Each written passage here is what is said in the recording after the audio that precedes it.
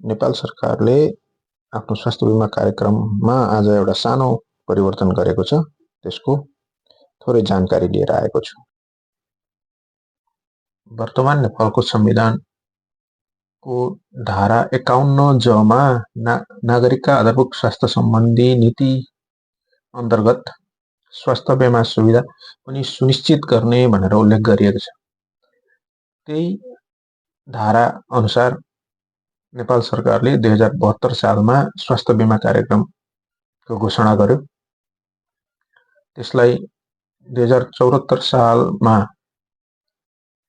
स्वास्थ्य बीमा ऐन बनाएर कार्यान्वयन गरायो र 2075 सालमा स्वास्थ्य बीमा विनियमावली मार्फत ज्येष्ठ नागरिकहरूलाई स्वास्थ्य बीमाको प्रिमियम सरकार आफैले बिहोरिदिने र 1 लाखसम्मको सुविधा दिने भनेर अझ स्वास्थ्य सेवालाई परीक्षित गर्ने काम गर्यो।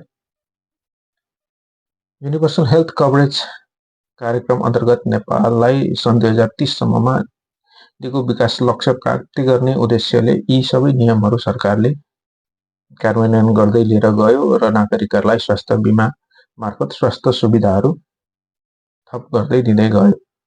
सुरुमा निर्धारण गरिएका उपचार सेवा सुविधाहरू तथा औषधि सेवा सुविधाहरूमा पनि बिस्तारै थप गर्दै नेपाल सरकारले नागरिकको स्वास्थ्य प्रति आफ्नो जिम्मेवारी र आफ्नो कर्तव्यनिष्ठता थप्दै पुरा गर्दै गइरहेको थियो। नेपाल सरकारले स्वास्थ्य बीमा अन्तर्गत दिइरहेको अन्तरङ्ग तथा बहिरङ्ग दुवैतर्फको सेवामा प्रदान गरिरहेको रु 1 लाखसम्मको थैली सुविधालाई चाहिँ अब नेपाल सरकारले 2 भागमा विभाजन गरेर दिने भएको छ। जस अन्तर्गत बहिरङ्ग अथवा ओपिडी मार्फत सेवा लिने सेवाग्राहीहरूले फागुन 1 गतेदेखि चाहिँ रु 25,000 सम्मको मात्र सेवा सुविधा प्राप्त गर्नुहुनेछ। त्यो भनेको अहिले प्राप्त गरिरहेको रु 1 लाखसम्मको सेवा सुविधा यदि बहिरङ्ग सेवा ओपिडीबाट मात्र लिने हो भने चाहिँ 25,000 मा मात्र सीमित हुनेछ। त्यसमा तपाईहरुले ओपिडी टिकट, जाँच र औषधिहरू सम्पूर्ण कुराहरू त्यही 25,000 मा। तर यदि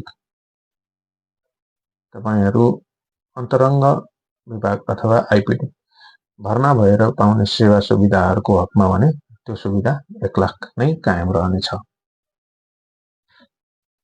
स्वास्थ्य बीमा कार्यक्रम सम्बन्धी नेपाल सरकारको मन्त्री परिषदको आज माघ 19 गते बसेको बैठकको निर्णयको एउटा मुद्दा मैले तपाईहरुसँग शेयर गरे।